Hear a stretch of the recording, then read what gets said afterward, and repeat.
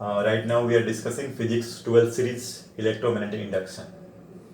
Okay, so we are discussing problems based on induced electric field due to B as a function of time. Already मैं आप लोगों को बता चुका हूँ कि जब मैग्नेटिक फील्ड टाइम के साथ चेंज करता है तो वहाँ पर भी हमें कोई कंडक्टिंग लूप रखा हो तो उसके अंदर ईएमएफ इंड्यूस्ड होता है। और उसका अगर हम इंटरनल मैकेनिज्म देखें तो ये हमें पता है कि अगर कोई भी लूप में या कहीं भी ईएमएफ डेवलप होता है तो इसका मतलब कि उस मेटालिक बॉडी के अंदर इलेक्ट्रिक फील्ड इंड्यूस्ड हो रहा है और वो इलेक्ट्रिक फील्ड जाकर के पोटेंशियल डिफरेंस डेवलप करता है। तो इसमें ऑलरेडी हम लोग इसके जो कुछ इम्पॉर्टेंट खास करके यहाँ पर जो इलेक्ट्रिक फील्ड डेवलप हो रहा है वो आपका नॉन कंजर्वेटिव इलेक्ट्रिक फील्ड है। जब ये as a B is equal to function of time के चलते डेवलप हो रहा है।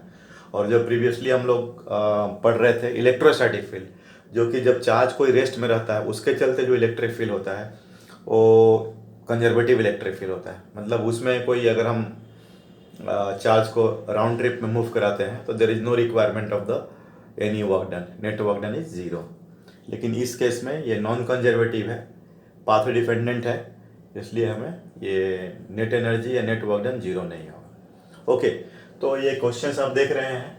आप ये एक इस तरह सिलेंड्रिकल जोन में मैग्नेटिक फील्ड दिया गया है, ये इनसाइड द मैग्नेटिक फील्ड है और आपको magnetic field increases at a constant rate dv by dt। ठीक है, यहाँ पर ये एक सेंटर से होते हुए r रेडियस का एक सर्कल है। ये सर्कल के किसी भी पॉइंट पर या you can say it is cylindrical zone, मतलब ये क्या है कि 3D स्टाइल में मैग्नेटिक फील्ड दिया गया है, राइट। तो इसको हमने किसी भी पॉइंट पर यहाँ पर, क्योंकि अपना ये आप लोग देख रहे हो कि ये आपका मैग्नेटिक फील्ड क्या हो रहा है, टाइम के साथ चेंज हो रहा है dv बाई dt, राइट। तो अपन लोग को यहाँ पर इस पॉइंट पर कहीं पर इलेक्ट्रिक फील्ड का मैग्नीट्यूड निकालना है। और दूसरी बात, एक मेजर बात है कि और इलेक्ट्रिक फील्ड का डायरेक्शंस भी हम लोग सोच सकते हैं, ठीक है। और भी इसमें सेकंड पार्ट है तो हम लोग डिस्कस करेंगे। तो इसमें अब देख लेना है कि ये जो रीजन में आर रेडियस के सर्कल में इसकी एरिया कितनी हो गई, पाई आर स्क्वायर, ठीक है। तो यहाँ का जो फ्लक्स चेंज हो रहा है उसके चलते ईएमएफ डेवलप हो रहा है और उसका इंटरनल मैकेनिज्म है कि ईएमएफ तभी डेवलप हुआ है जब यहाँ पर ये इंड्यूस्ड इलेक्ट्रिक फील्ड डेवलप हुआ होगा, ठीक है। और ये अलोंग द टेंजेंशियल डेवलप हो। तो इक्वेशन लगाते हैं A dv by dt is equal to E dot D L, right. तो इस सर्कल्स में कितना हो गया, pi r square dv by dt is equal to E into 2 pi r. तो ये पाई पाई कैंसिल हो गया, ये आर कैंसिल हो गया, तो E is equal to R by 2 dv by dt newton पर कूलम, ठीक है।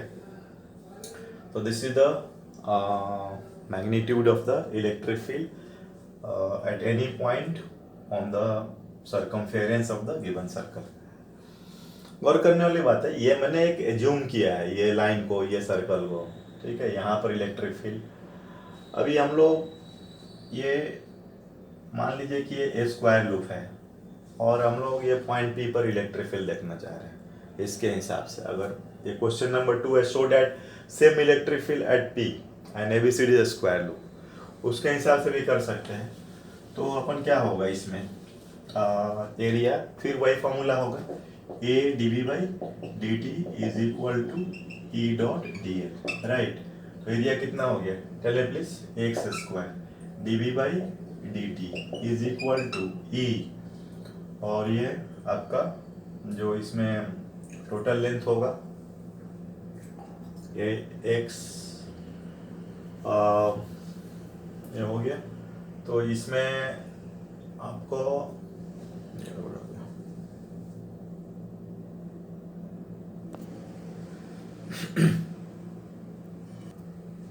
Good evening students. तो right now we are discussing physics 12th series, chapter's name is electromagnetic induction, right। and here we are discussing problem based on the induced electric field due to B as a function of time. Already मैं आप लोगों को बता चुका हूँ कि अगर magnetic field किसी भी रीजन में अगर टाइम पर डिपेंड करता है तो वहाँ का ओवरऑल किसी भी एरिया का फ्लक्स चेंज करता है, और कोई कंडक्टिंग लूप रखे तो वहाँ पर ईएमएफ का इंडक्शन होता है। तो इट इज़ क्वाइट ऑब्वियस कि उस लूप के अंदर में, कंडक्टिंग लूप के अंदर में क्या बोलते हैं, इलेक्ट्रिक फील्ड इंड्यूस्ड हुआ है, ठीक है। और वो चूंकि आपका हर रीजन में एवरी पॉइंट पर मैग्नेटिक फील्ड चेंज हो रहा है, तो इसका मतलब कि हर पॉइंट पर इलेक्ट्रिक फील्ड डेवलप हो रहा है, और टोटलिटी में work done by electric field आपको along the close path zero नहीं हो रहा है। तो इससे अपन लोगों को कंक्लूजन निकल रहा है कि यहाँ पर जो B as a function of time किसी भी रीजन में रहेगा, तो मेटालिक कोई अगर वायर रखा हुआ है तो उसके अंदर जो इलेक्ट्रिक फील्ड जो डेवलप हो रही है वो non conservative electric field develop हो रही है, और उसी के चलते राउंड ट्रिप में आपका इलेक्ट्रॉन्स का जो मूवमेंट हम करा रहे हैं उसके अंदर में, तो वो ओवरऑल आपका नेट वर्क डन जीरो नहीं हो रहा है और उसको एनर्जी मिल रहा है, और जिसके चलते कंटिन्यूएशंस में आपका करंट मिलता है। उसी पर बेस्ड एक अपना ये प्रॉब्लम है, ये आप डॉटेड लाइन से देख रहे हैं आप लोग। ये इस रीजन में जो अपन का मैग्नेटिक फील्ड जो है it is increases at the constant rate of dB by dt, right. और ये अपना एक सेंटर से r रेडियस पर एक सर्कल है, ये मतलब कि इस सर्कल के किसी भी पॉइंट पर अपन को इलेक्ट्रिक फील्ड फाइंड करना है। और दूसरा बात है कि एक उसी के बाउंड्री में सर्कम चारों तरफ से आपको ये स्क्वायर दिखाया गया है, और फिर आपको ये सेकंड जो क्वेश्चन है उसमें they show that same electric field at point P is there, जो कि आपको इस पॉइंट पर जो निकाला वही इलेक्ट्रिक फील्ड यहाँ पर होगा, ऐसा में करना है। तो ओवरऑल इसमें जो अपन मेन हम लोग फॉर्मूला जो यूज करते हैं, यहाँ तो एरिया तो कांस्टेंट है, ये जैसे हमें यहाँ निकालनी है, इस पॉइंट पर इलेक्ट्रिक फील्ड निकालनी है, तो यहाँ तो अगर मान के चलो कि अगर इसी पर हम सर्कम जो फेरेंस दिखा रहा है, अगर कोई लूप वगैरह भी रखे विजुलाइज करने के लिए, तो आप समझो कि लूप का एरिया तो कांस्टेंट है। तो जो इंडक्शन ऑफ ईएमएफ हो रहा है या जो करंट इंड्यूस्ड हो रहा है वो आपका B as a function of time, और ऑलरेडी ये आपको dB by dt टेस्ला पर सेकेंड दिया हुआ है, राइट। तो लगाते इक्वेशन क्या होगा, बोलिए इसमें इक्वेशन क्या लगाएंगे। एरिया कांस्टेंट है, a dB by dt is equal to E dot dl। ध्यान देना है कि ये E डॉट dl यहाँ पर ये नॉन कंजर्वेटिव इलेक्ट्रिक फील्ड है, इसीलिए हम लोग को ये जीरो नहीं हो रहा है। अगर इलेक्ट्रोस्टैटिक वाली फील्ड होती तो ये जो E डॉट dl की वैल्यू क्लोज पाथ में क्या हो जाता है, जीरो हो जाता है, राइट। तो अब देखो इसमें आप फोकस करो, ये सर्कल पर फोकस करो, बोलो इसकी एरिया कितनी दिख रही है अपन को, पाई r square, right. And dB by dt हमारा ये रेट हुआ, यही दिया हुआ है, magnetic field increases at the constant rate of dB by dt tesla पर second, and is equal to, इसका इंटीग्रेशन ले तो e 2 पाई r, तो ये अपन पाई कैंसिल हो रहा है, r कैंसिल हो रहा है, तो E is equal to how much there, r by 2 dB by dt newton पर कूलम, ये अपन आंसर होगा, ये इलेक्ट्रिक फील्ड हो गया, ओके। अब सेकेंड वाले क्वेश्चंस पर आते हैं। वो उसका जो एक्सटर्नल एक स्क्वायर लूप है और उस पर हमें P पर निकालना है, वहाँ भी हम लोग निकालेंगे। तो हम लोग को पता है कि कहीं पर भी ये इलेक्ट्रिक फील्ड जो है, अब ये r by 2, अब हम लोग इस पर देखते हैं, P पे देखते हैं, ओके। तो फिर हम लोग वो स्क्वायर लूप पर कंसिडर करेंगे, वो जो है आपका स्क्वायर लूप पर। तो फिर फॉर्मूला तो वही होगा, a dB by dt is equal to E dot dl।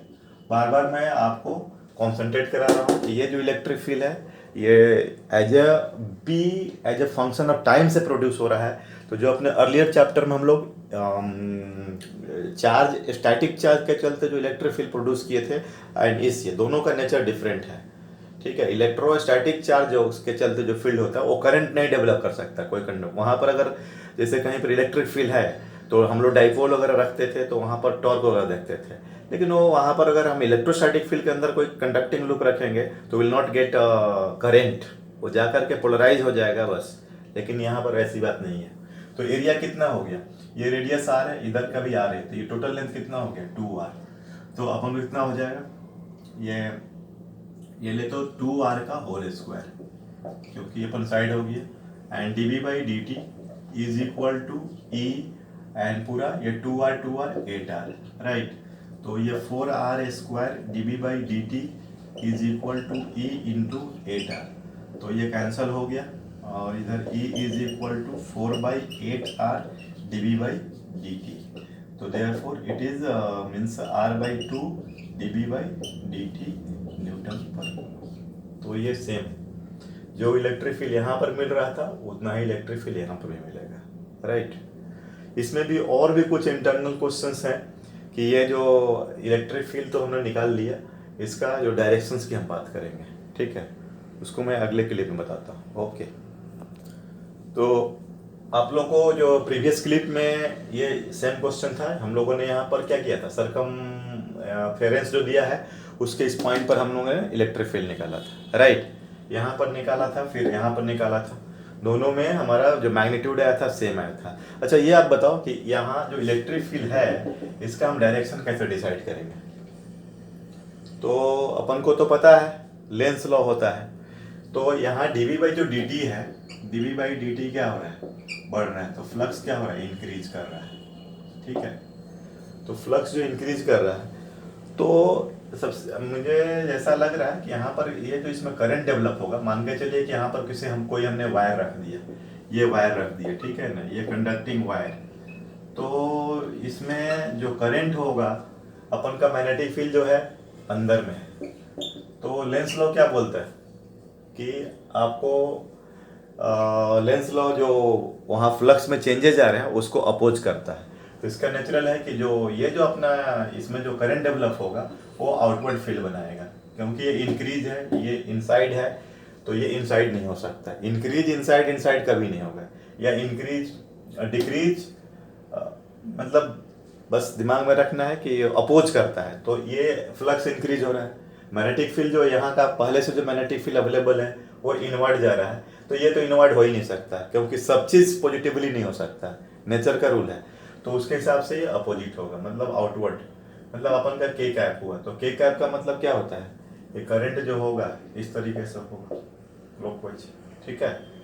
और अपन को पता है कि ये जो इलेक्ट्रिक फील्ड जो होता है अलोंग द करंट होता है, क्योंकि आपका करंट जिधर जा रहा है उसके अगेंस्ट इलेक्ट्रिक फील्ड इलेक्ट्रॉन्स भागता है, और इलेक्ट्रिक फील्ड उसके अपोजिट होता है। तो ये जो हमारा डायरेक्शन ऑफ इलेक्ट्रिक फील्ड होगा अलोंग द टैंजेंट होगा, राइट, इस तरीके से। तो ये डायरेक्शन ऑफ, ठीक है ना, इस तरीके से, और ये हमारा non conservative field, getting okay. Dear students, again we are discussing physics 12 series electromagnetic induction.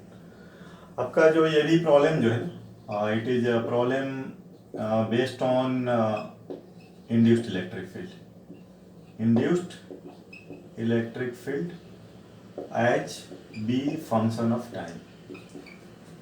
अब ये क्वेश्चंस देख रहे हैं, ये एक आपको ये जो डॉटेड पार्ट से मैंने दिखाया है, ये सिलिंड्रिकल रीजन है, सिलिंड्रिकल रीजन, और इसमें मैग्नेटिक फील्ड इनसाइड जा रहा है, ठीक है, ये सिलिंड्रिकल रीजन, ठीक है, मैग्नेटिक फील्ड इनसाइड जा रहा है, और ये magnetic field increases at constant rate of dB by dt tesla पर सेकेंड।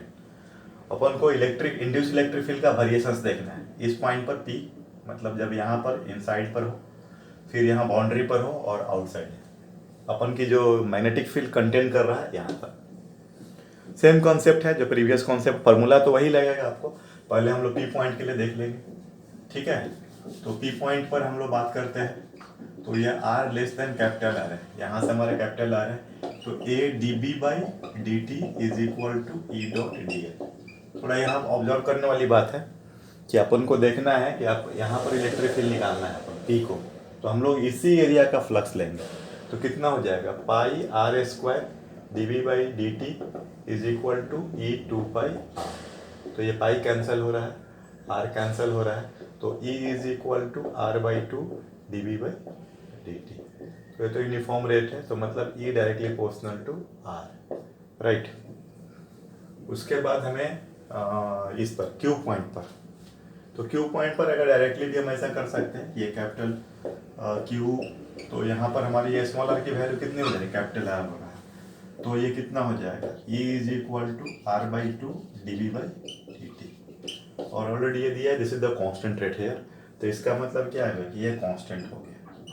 अपन को हम लोग ये डिस्क्राइब कर सकते हैं कि E वर्सेस R, ये हमारा प्लॉट भी हो सकता है कि कैसे हो, सेंटर से यहाँ पर इलेक्ट्रिक फील्ड कितना होगा, यहाँ पर 0 होगा, डायरेक्टली प्रोपोर्शनल टू है, ये कांस्टेंट है।